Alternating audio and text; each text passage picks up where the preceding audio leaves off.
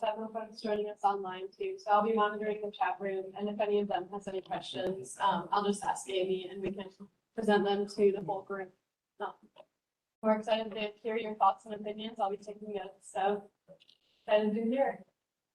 Great, thank you. And if you are on the joining online, just put in the chat box if you have any trouble hearing us, but we'll get started. So thanks so much. Let me move away from that. Go. All right.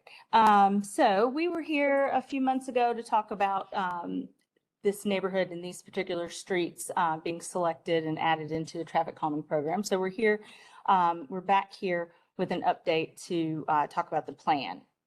So can I get a show of hands of how many folks got a postcard in the mail about the meeting? Great, good. We're glad. That's a new enhancement of our program to help with some outreach to make sure people know about the project coming on or opportunities to give us feedback about the project as well. So we're glad to see that. So since we were here before, and this is our second meeting with this group, I'm going to kind of buzz through these first slides. But essentially, we'll talk about what traffic calming is, but what our program does with NDOT is focuses on the engineering of the street and the modifications that we make to the street to slow vehicles down. And this is a residential street program. We're not talking about Gallatin Road. This is more about residential streets and trying to reduce vehicle speeds and slow those distances of those speeds over the length of the street. And to their physical solutions. And we'll talk about what those measures are we think would be good for your neighborhood. Again, excuse me. Again, we're focused on streets, not specifically the whole neighborhood, but in your neighborhood, we do have 3 streets that we're working on. So we'll go over that. And then outside of traffic calming, you may have issues with streetlights being out, signs being knocked down, things like that. Just reach out to the hub. If you're not familiar with the hub, you can go to Nashville's website and it's right at the top. This is a very, very popular program. As of winter 2022, we had applications for 426 neighborhood streets in the county. So a lot of demand for this neighborhood. So we're really glad to have you guys part of the program here. And in our most recent selection, we selected 24 neighborhood projects.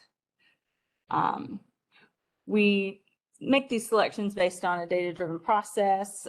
We really look at it and say, we base 70% of this prioritization on safety, and that's pieces of speed. We measure the speeds on the streets and evaluate that compared to what the posted speed limit is. And then also we look at crash history. And then the other 30% is made up of active transportation, neighborhood destinations, really the characteristics of the streets, whether they're sidewalks, bike lanes, proximity to neighborhood destinations like schools and parks and things. So why is the Greenwood neighborhood part of our program and how is it selected? The selected street was Chickamauga from Gallatin to McFerrin. So that's the main street we're focused on, but the other 2 streets were on your application and brought along with this project. So in our ranking system, when Chickamauga was selected, it ranked number 27. And so that's how it was included and brought into the program.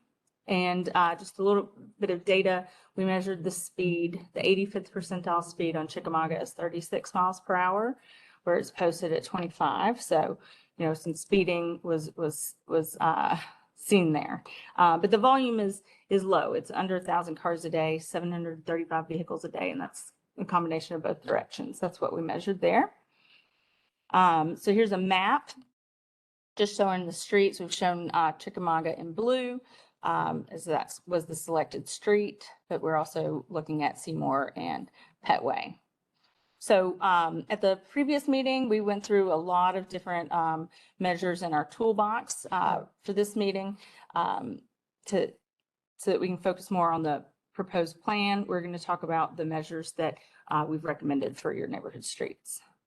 And speed cushions is our primary tool that we use. We really like these. They're effective. They're easy to implement on streets. And they are vertical devices that slow vehicle speeds to around 20 miles per hour. They're modular rubberized pieces that we can fit along the street with based on what the existing conditions are.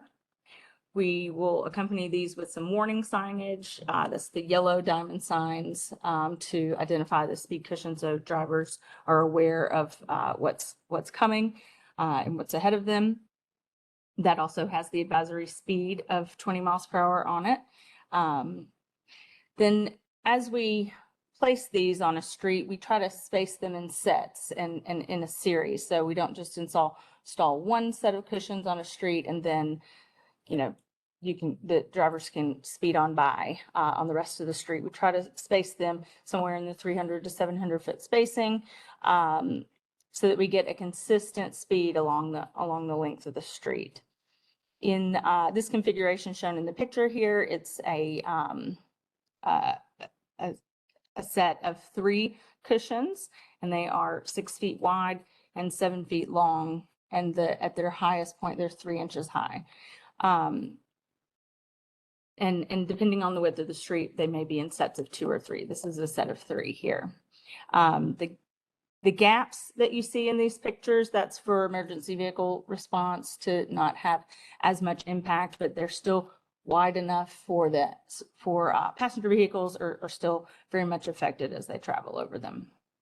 And really the best way to travel over them is straight over, not trying to get one wheel on, one wheel off. That's not as comfortable as just driving straight over them as they're designed to be. So, and then when we are placing these or identifying locations to install these, there's lots of things that we have to look at. Distance to driveways. We don't want to install them behind someone's driveway, so you're backing over it every time you come and go. So we're trying to be about 15 feet away from driveways. We have some distance away from intersections, as well as grade is something that we have to look at. We can't put them on steep grades. So those factors weigh in. And then narrowing and curb extensions. These pictures kind of hard to see, but this is a picture of Fifth Avenue in the Salem Town neighborhood, where some concrete islands have been installed to narrow the width of the street. And on your streets, there's a couple of places we've identified that this might be a good tool to use and item to construct, because it physically restricts the on-street parking from parking beyond the sign that's already posted, no parking to corner. So that is a benefit there, and adds safety to an intersection where visibility is often obstructed because people are disobeying the signage and parking where they're not supposed to. So those are some tools. Here's a closer up picture. Now, NDOT would prefer these to be hardscape. This is a picture of one landscape, but as you can see, this can be a maintenance issue, and can get out of hand really quickly, just like my yard can. So, we'll work with you about the preferences on that. But if it is landscaped, we'll work with the neighborhood and require the neighborhood to take ownership of that landscaping and maintenance. And NDOT would have the ability to go in and, if it's not maintained and becomes a problem, to take care of it. So what these do is narrows that travel width and creates kind of a pinch point at intersections. And like I said, improves that corner visibility. So I will go into our plan. Hopefully you can see, and I'll not covering too much, but so let's start with Chickamauga at the bottom. Essentially, we're looking at 3 sets of speed cushions on all 3 streets. Chickamauga would have sets of 3 based on the width of the street. So would Seymour, but Petway would be a set of 2 because it's more narrow. there. We have kind of a sign key, but you'll see these yellow signs that say speed cushions ahead or speed cushion either at or in advance of those devices. So then, and it's really hard to see, but I will point them out maybe on the screen. But we're looking at right on the corner of McFerrin and Chickamauga, on the east side of the street, an island, one of those bulb outs, right there at Chickamauga and McFerrin on the pharmacy corner to create that physical restriction from on-street parking. Then on Chickamauga at Lawrence Street, on the west side of the street, bulb outs on the north and the northwest and the southwest corners. And then on Seymour, this is a T intersection at Bailey, just bulb outs on Seymour on the south side of Bailey. South side of the street at Bailey on east and west. Can you see that? I will. Thought I had a pointer, but I'll come over here and do it. Yeah, right up here on either side of Bailey. This is Bailey here, West Eastland. And right here is the pharmacy. And this is the one we're talking about, right? South side of Chickamauga. See that? Great. Okay. So I think that's covering of the plan. Are there questions about the plan as presented? We'll start here. Okay, at the Chickamauga, I own the corner of Chickamauga where you have one. I actually think this is a great idea. I suggested bulb outs a long time ago. What about the drainage issue? Are these connected bulb outs to the sidewalk or is it a gap? There's going to be a gap. Yeah, 'cause I That's know how it's that part envisioned. floods like crazy. Mhm. So that would keep the water going into Yeah, the that's why we- gutter. Yes, they would be floating away from the curb, like these would. And, you know, it's kind of hard to see in this picture, but we would also have some, maybe some channelized striping around it on the edge, but. Question, Melissa? Yes, I heard from at least one neighbor concerned about parking, because a lot of people in Chickamauga don't have driveways, Seymour as well.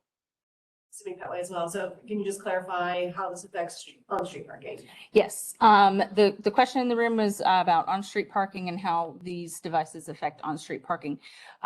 We don't envision them affecting on-street parking. You could still park in them if they're in front of your house. That's why we went with the set of 3, so the vehicles would still need to go over them. On the side on both sides for cars going to park to the side of them, or do they park on them? They would be on them. Right, okay. There would be enough room for like the wheels that are closest to the curb to probably not be on the device, but the wheels on the other side might be. Maybe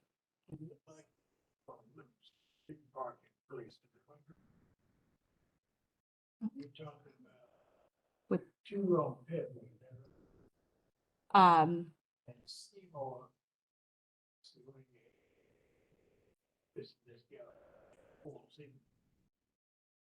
so they are 3 sets of 2 on Petway. 3 sets of 2. Mhm. So there's going to be on all 3 streets, and Petway doesn't intersect with Lawrence and Bailey, but there would be 1 set between Gallatin and Bailey, 1 set between Bailey and Lawrence, and 1 set between Lawrence and McFerrin. And so your question was about Petway and on-street parking? About all streets. Street parking.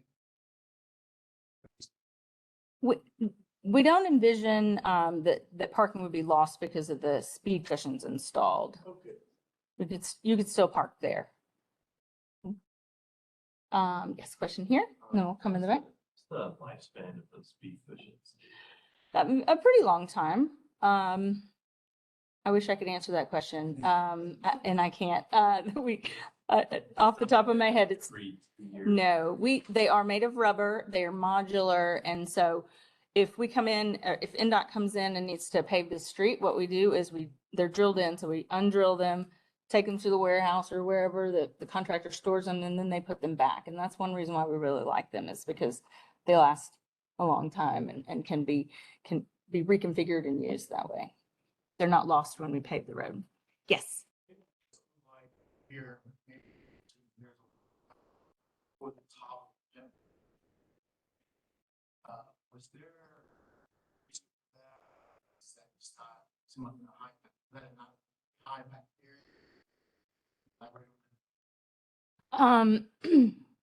The question is, it's not shown that there's a bulb out on McFerrin at Petway, right, on the north side? Oh, Gallatin and Petway. No, we didn't find that was something we could incorporate into this plan. Yes. Following up on that, I drive down Chickamauga to McFerrin all the time, and I love the roll out on the south side. But I would also maybe recommend one on the north side as well, because you kind of have to like creep halfway out into McFerrin just to see, you know, that you can turn left when you're trying to turn left onto McFerrin. I'm not sure if that's something that can be considered at this point, or. I'm not sure if it can, at this point. We're kind of at the top end of our budget because building concrete bulb outs is Slow this down. So, is expensive. If there's something we can do, I'll get back with you on that. But I know that we're at the, sort of the top end of what we can do because of the bulb outs cost a bit. I would think this is in the back, but adding these extra stop signs that would make some of our intersections along the neighborhood street four-way stop. That could. It's not something we do in our it's not something we do in our program to add always stops. We don't consider always stops as traffic calming measures. We look at those as traffic control devices that need to be implemented when justified by traffic studies and things like that. So no, we're not looking at always stops on those streets. Yes. Just to go back, there is a formal request that might that way in Ballot Process. Why? Because during the weekends, there's a business restaurant to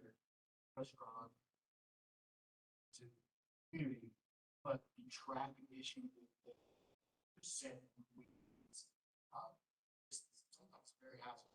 Patrons parting with obscures traffic if you're those we here see traffic, see several people swear wood accidents, pedestrians having likely, so to say, I suppose I'm part of my myself. It's very hard to see down.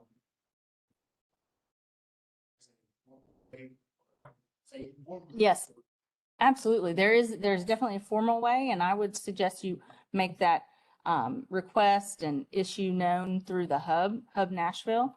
You can dial 311 or use the Hub app or online, and that would be the best way, because that might be specific to that. It's a micro issue. People park all right there by that restaurant. Park. Yeah, I would, if it's an issue about that, I would suggest that we take that through to the Hub about the no parking, and the Metro traffic engineer would look into that, or the NDOT traffic engineer could look into that. Yes, council member. Just, you know, I know that the concrete bulb outs are expensive. But, you know, just is striping something that's maybe more cost effective that we can do to keep people from parking all the way up to McFerrin, because I know it's just like scooch out. It's Something like hatched out striping and I mean, is it delineators or something like that. We might could, Paint it against the curb and Mhm. everything else. I don't know. Sure, sure, yeah. There's something to say like, no parking. for instance. right, right. You can mhm, park there, mhm, but, mhm. Yeah. you know, you know how that goes. There's signs that say you can't park there, or no. Yeah, we can look at something like that, not the bulb outs, but some paint or something like that. You know, and we need to look and make sure the signs say that, but yes. Yeah, I think there might be a need for more clear signage, but I think the sign in conjunction with the, like I've seen the red strip with paint they do, some of the town, it seems to really get people's attention better than just the signs or just the paint. Yeah. So, some of this is getting a little bit outside of traffic calming with the parking. But I can relay that back to NDOT as we finalize this plan for sure. Any, there was a question, Liz, from the chat? Few questions, in the chat. One is what happens to vehicles if they speed over the cushions? What, question is, what happens to vehicles if they speed over the cushions? How fast do they go? Feel like 60.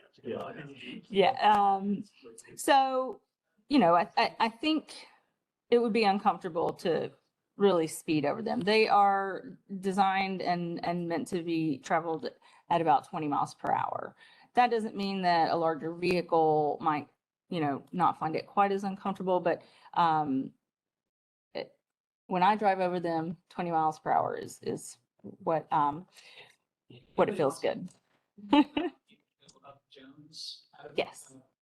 Go Trinity up to Jones, take a right, and you'll get to pass over two of them pretty. Mhm. You know, it gets you into the habit of slowing down. Yes, we're into habit forming all across the county. So you see them here, you see them in other neighborhoods, you know how to address them and approach them.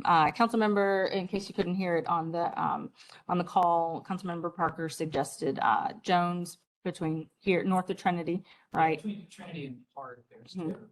There's two sets there. That's a good example. What other questions do we have, Liz? We also have a question asking for the street address on the middle Chickamauga location.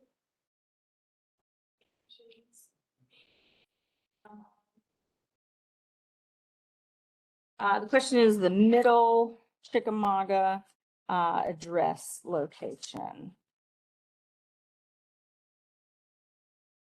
It's at around 1019 and 1018. Chickamauga is the one in the middle.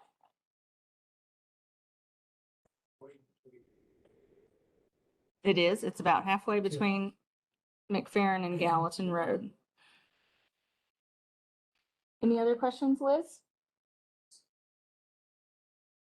Signs would go up right in front of our houses, asking where the signs.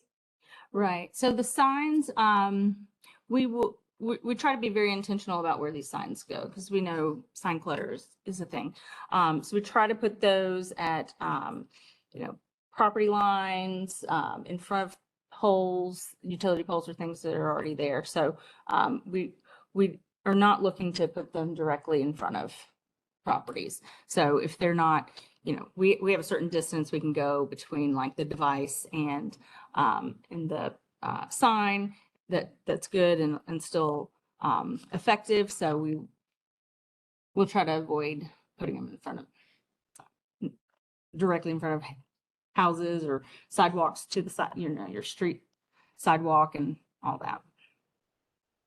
So I have some more, unless there's more discussion about the plan. Yes. I do have a question. So Mhm. after this is implemented, after we do this, I want to know, how do you follow up and tell us, measure the progress of the success of these areas? So how do you do that? When do you communicate that?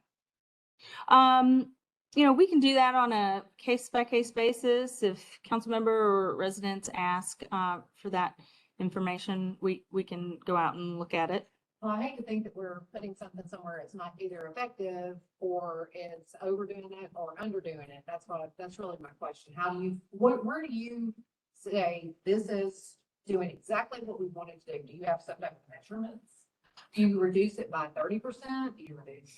you, I just don't know how you measure your success. Mhm. We would measure based on, you know, that measured speed to see if it's, you know, if we've been able to reduce it from what we had measured when the street was selected. And if it doesn't? I'm not sure. We would work So with, the other calming projects that you've done, have there been successes, failures? I mean, that's kind of where. sure. For the most part, our neighborhoods that receive these type of devices are very happy. You know, maybe some of the people that are cutting through the streets aren't, you know, don't love it, but the neighborhoods are pretty happy with the results.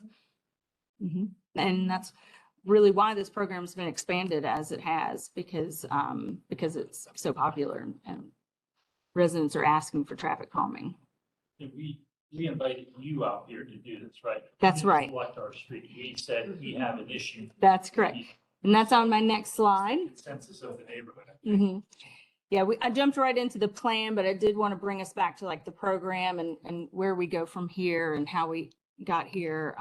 So this program is an application based. And so an application was submitted for Greenwood and these streets. And that's how we decided to collect data and measure the data and prioritize it and select this neighborhood. So we're already towards the end of this process. As you can see, we're at meeting number 2. We've already had a first meeting. We've gone through some design iterations and here back to present that to you.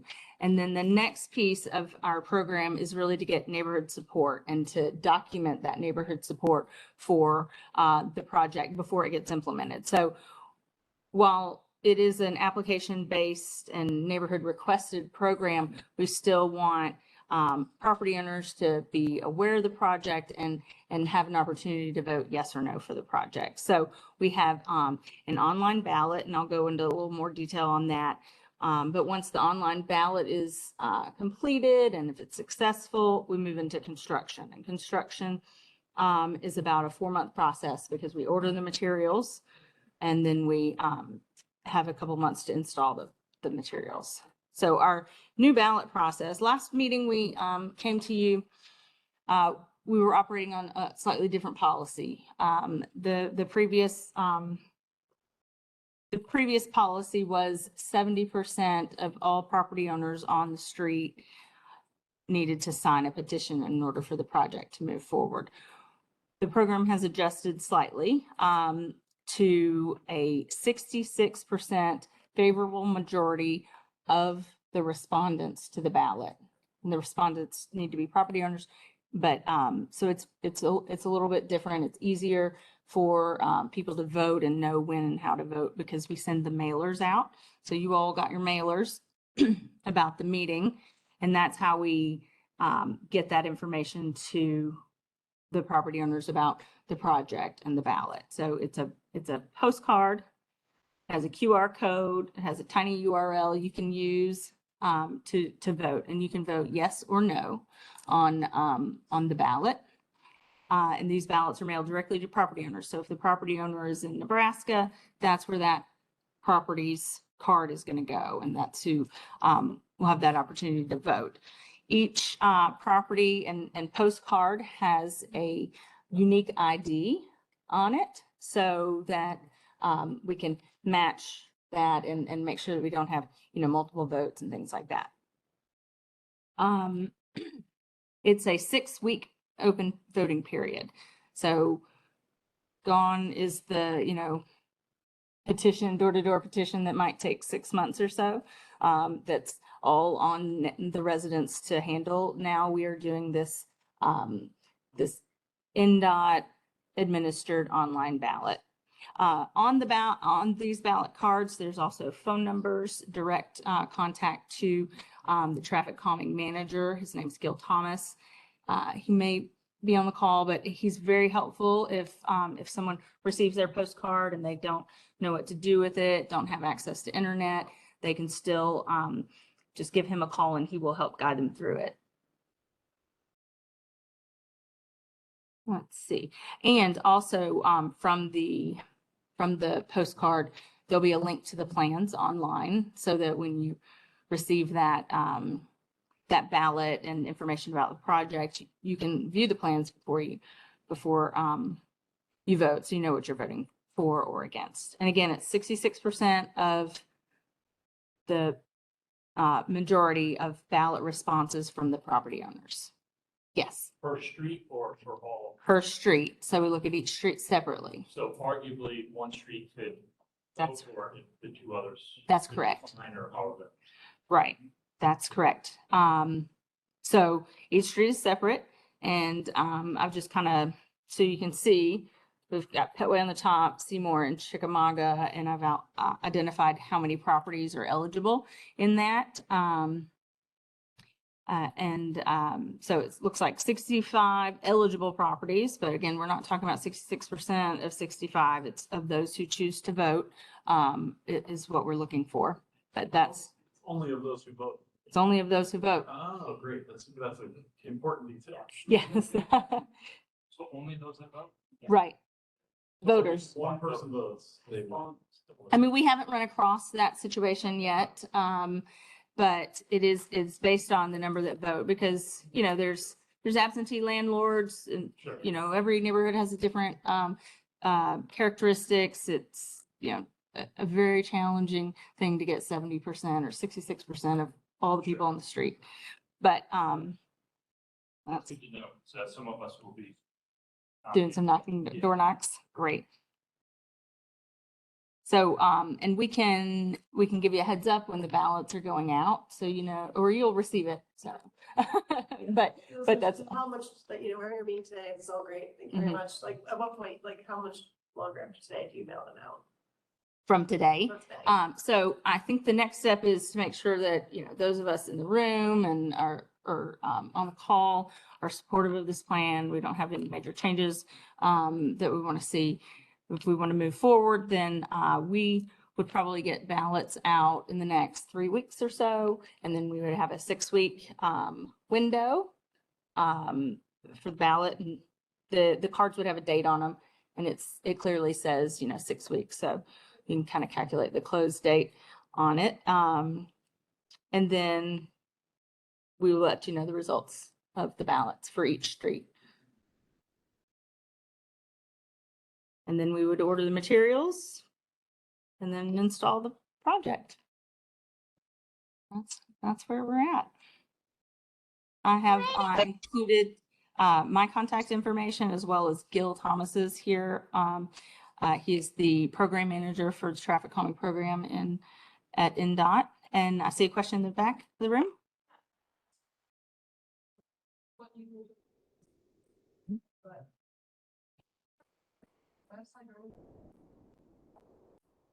Having certain things that work for the street, or I'm just not being kind of odd with follow up or project this big, and yet please go to the website. There is an email address, an NDOT traffic calming email address on the website, and you can definitely email that address or Gil's address here, but.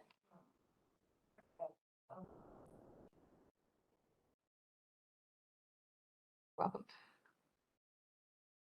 Any more questions on the chat, Liz? All right, so I'm seeing in the room that we want to move forward with this plan and get going. So 3 or so weeks, we'll get those ballots out, and I'll let you know. Melissa, thanks for coordinating with us. And This is very punctual. I get what that means. Those are the flyers that Oh, we did. Yeah. those, We did additional outreach to. great. Great. So they are, I think I have one in my bag. They are like this. Oh, yeah. This is not an addressed one, but they're just a postcard, and they have writing on the back. It'll list the streets and whatnot, and there's a QR code and a tiny URL because the website is long, I think, Ballot, you say? for the ballot. Exactly. So it's you know, it talks about what the exact voting process is, the 6-week window, and has contact information for NDOT directly on the card. Now, is it, do we mail it back? Is it? So it's an online vote. So it goes, the links on the card Yes. will take you to NDOT's form on their website, on the Traffic Calming website, to fill out. There's some questions. You have to put in your name, your property address. You need to put in, there'll be a unique ID code on the bottom here. And so that would be unique to your property, and you would put that in where it says on the form. And then there's, you know, the answer the question, yes or no, I want this on my street. And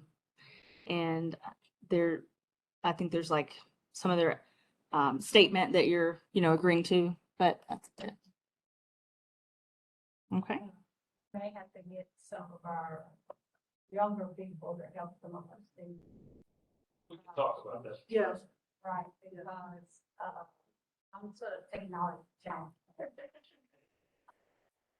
Like, all my grandkids bring tech support. So, yeah, because if this is only done electronically, that could be discouraging. Yes. Absolutely. Make contact. And the last statement on the card, it says if you cannot access the ballot on the internet, here's the phone number and the person you're going to reach at NDOT. So just give them a call. And Gil is, he's incredibly helpful and can guide someone through it or vote on their behalf if they give them the unique ID. So.